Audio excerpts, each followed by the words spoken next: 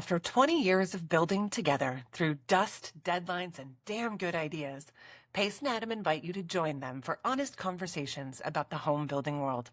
Welcome to Build Connected, where experience meets insight, powered by Diamond Home Restoration. Hey everyone, welcome back to another episode of Build Connected. I'm Adam. And I'm Pace. And we're at episode 30. Keep going. Just kidding. And we're at episode 31. Hooah! Hey now. So, it's holiday season. It's Thanksgiving time. We are filming this 2 days out from Turkey Day. You got any plans, Pace? Maybe a tofurkey? I know you're a vegetarian. That tofurkey is going to be juicy. I can only imagine. Yeah, I do the corn roast. Quorn. We'll put that up on the screen. Yeah, amazing. You got to put the emoji of the guy throwing up. Nope. I bring that to the brother-in-law's house. He'll do a big turkey feed. So we're heading over there with family. It'll be a nice day. I actually am doing a whole bunch of prep on my end today. Okay, nice. Yeah. How about you? Well, I got my folks visiting from Philadelphia. My sister, who lives in LA, is up here with her baby, and we're going to go have a turkey dinner at our cousin's in Danville. Now, will the baby eat a turkey leg? Absolutely. Bone and everything. Yeah. Good. So I'll tell you what, though, I had to do a little cleanup before the family comes. And I'll tell you what, the next house, if I ever move out of this house, the next house, there's not going to be a single tree on my property. Do you know how many leaves I have to blow all the time here? I'm about done with leaves. Yeah, there's a trade-off there, and I think it's worth it. I thought you were going to tell the story about changing your light bulbs. Oh, how I have 16-foot ceilings, and I knew I had to change them before my mom sat down and realized that half my lights were out, and then give me a whole bunch of shit for that? Yeah, that story? Cathedral ceilings, they have their own challenges. That's like the whole podcast right there. Yeah. But it involves one man, me, with lots of scaffolding pieces. You ever try to set up scaffolding by yourself? In your living room? In your living room, yeah. Nice. Anyway, we can get deeper into that privately, Pace. Yeah. But anyway, here let's kick it off. I'm going to talk about a product that we like. The first thing we're going to talk about is a product called Dex Dry. It's like a play on words, right? Dex, like your outdoor decks, but it's spelled DEX, dry. And this company, they make a product where you can take two deck boards and put them together, and inside of that gap where the deck boards come together is this gasket material that they have made. It's a proprietary material. It's a way to keep space underneath your deck dry. So, they don't call it a waterproofing system, but it's more of a weatherproofing system. But if it's done right, you won't get any water that comes in through those deck boards. So typically, when we do decks, we have options. We do a lot of composite decks, right? Even with wood decks, you can get a square edge deck board, or you could get a grooved edge deck board. And those grooved edges allow you to integrate a hidden fastener system.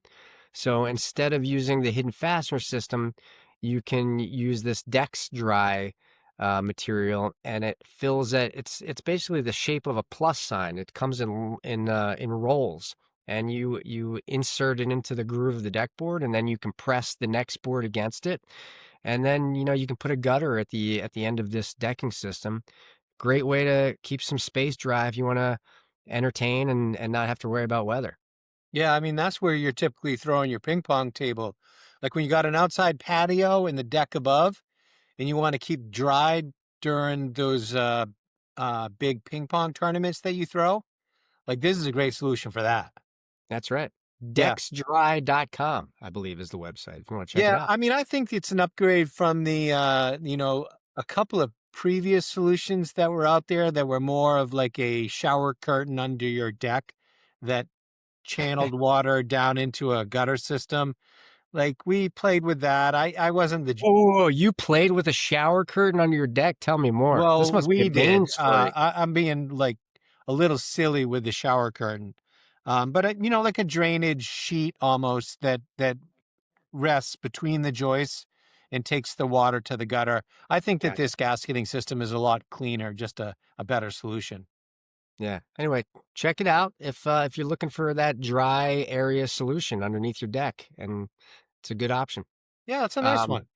yeah. This week I was last week when we had James on talking about building performance, we asked him the question about, a project that made him smile, and he threw out the idea of this sleeper house, right? A very unassuming, no frills type of house that turns out to be very high performance. And it got me thinking about just the priorities when we're designing a house, and how, things like an entire glass wall maybe, or that $40,000 nano wall out onto your patio, or bleaching every siding board, for a particular look. Maybe that shouldn't be at the front of the design process. Maybe that lives somewhere at the end, when you realize that you've got a little more room in your budget, you can sort of put the frills on, so to speak, but making sure that your design, uh, using the idea of this sleeper house, making sure your design hits all of your priorities that you're trying to get in your house to live as a family, right? And then maybe to hit those performance priorities, whether it's airtight or a very comfortable, well insulated house, or a well ventilated, clean air house. Like, all of those things should be more at the forefront in the design process. So I guess I'm really just kind of riffing off of that sleeper house idea. Are you saying, like, pull back more on some of the very finite details, like maybe you want that recessed baseboard that costs quite a bit of money? Like, maybe let's not concentrate on that. Let's think of the really important stuff in the house that maybe you don't see, but can really impact your life when you're living in that house. Well, I'm not saying to not do those things. I'm saying to not put them at the front of the design process. So Okay. make sure you get the big priorities fit, going back to check boxes, right? Let's check those boxes first. And then when it's time, when you realize, okay, we're on budget, now you can start really looking at those aesthetics, but I think getting the big priorities first, uh, is the best way to approach your design. And then at the end, yeah, you can start saying, well, what if we were to do this, right? So it happens a little bit later. Yeah, but the key here, right, and you mentioned it, is to do this stuff early on. And we've talked about our pre-construction process, and this is where you want to hammer out those details, right? You want to really think of that kind of big picture stuff in your house, HVAC systems, air sealing, the costs and benefits of that, and do a cost analysis so that you can actually know what sort of money you might have to do some of those more aesthetic details that you're talking about. Yeah, I think that is right, but I think it's really just about putting some scale to design choices. Make sure that the process begins with the big, most important items. It's it's almost like, if you think about cutting a budget, right? If you just focus on the items of the budget that are 5% of the overall cost, right? You're not going to make that much headway. But if you start with the most expensive items of the budget, then you have a chance of really cutting some costs. So it's about putting scale to the overall design and making sure you focus on the big things first and the details later in the process. And who's going to help a client through that? Like, what's if I'm a homeowner and I'm doing this for the first time, how do I go about that Well, that problem solving? I'd call Adam R. Diamond. I'd start Oh, by asking my contractor. No, you ask the whole team. Like yeah. like what is the big picture here? Right? Like the talk always has to be big picture early on. We went through this morning, just making sure that the entire team knows the expectations. And that's budget, that's timeline, and that's material choices, right? And all of that. So I think big picture, And as you progress through the design, you continually zoom in with your lens and look at finer detail. I like it.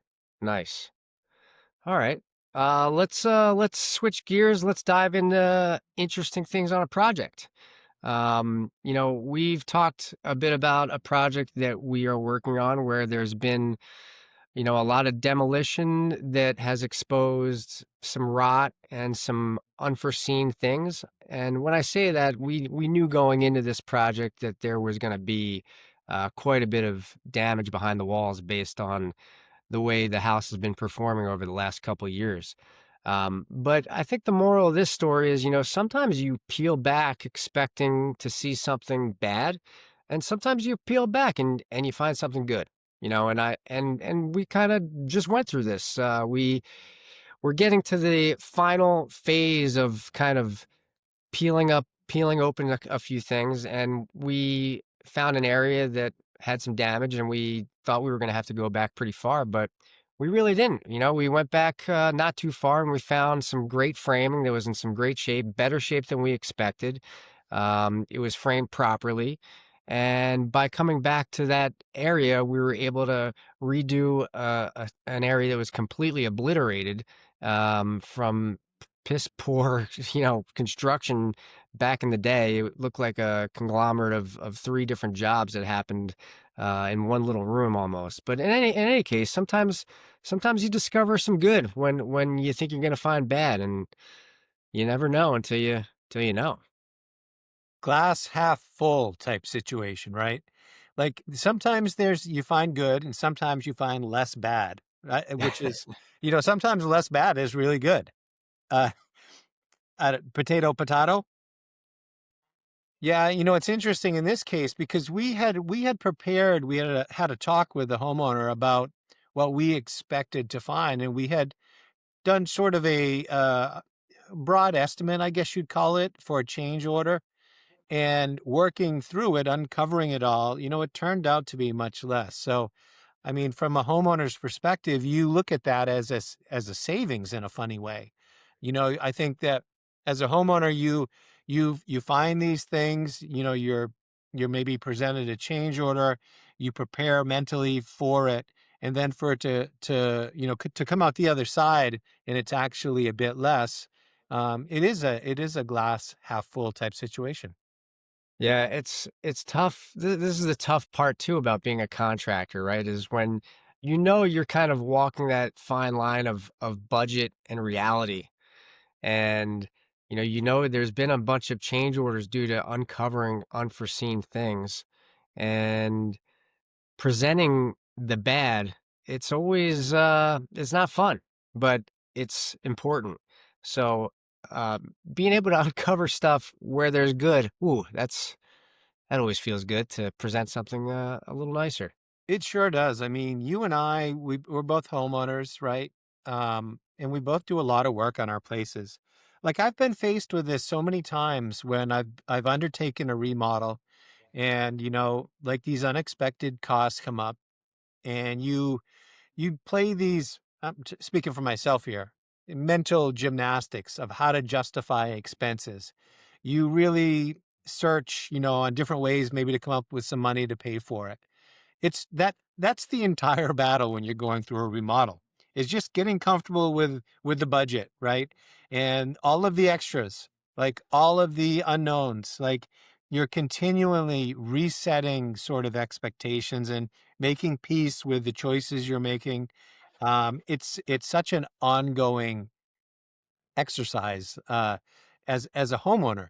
And so like what you're talking about is being the bad guy on the other side, right? It's being the contractor who's always presenting these costs just because these are realities. Like you don't want to turn a blind eye. Or if you do, you at least need to know that you are making that choice. It's just all about information. Yeah, and these change orders are they're kind of project dependent too, right? I mean, a job like this that we're talking about, as I mentioned, there was a lot of bad that we knew was coming. The homeowners knew it too. But the truth is there's change orders on every job, and most of the reason we have change orders is because we get to the end of framing or what have you, and the electrical's roughed in, and everybody wants to add more lights or more switches or that sort of thing.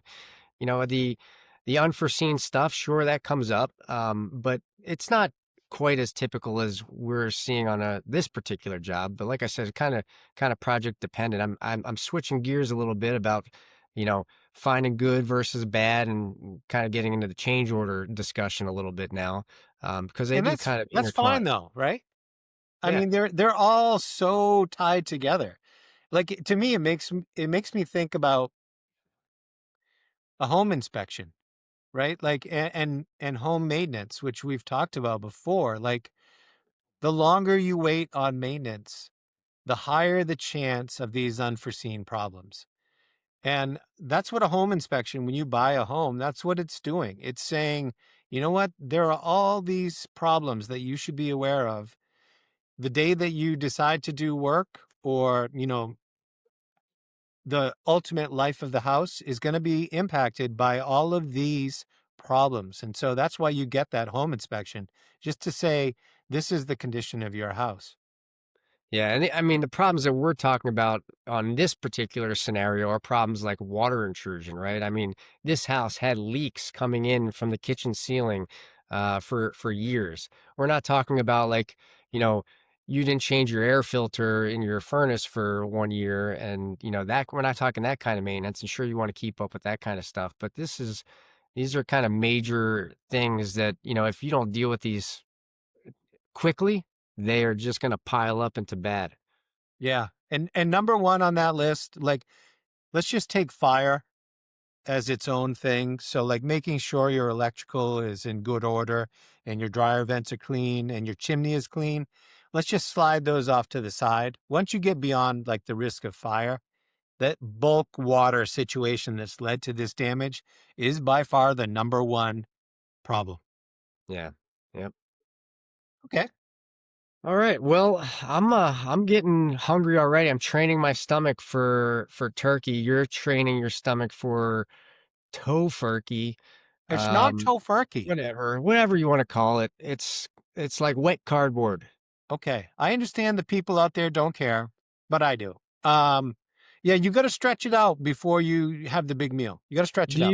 Do you eat a big breakfast or do you just not eat anything and just be really hungry? I always find that I get full really fast if I don't eat anything before Thanksgiving dinner. Typically I find that I'm doing so much the morning of. I'll have a coffee and maybe a quick bowl of cereal. That's the morning, and then I'm doing stuff up until the big meal.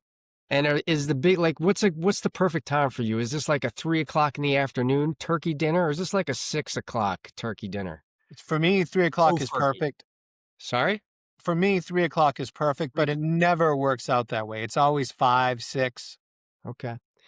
All right. Well, listen, Pace, you have a great Thanksgiving, and enjoy the meal and family. And I think that's a wrap for us today. I'm Adam. And on pace. Thank you. See ya. Thanks for joining us on Build Connected. For more stories, insights, and ideas, visit diamondhomerestoration.com or find us on Instagram and LinkedIn. We'll be back next week. We hope you will too.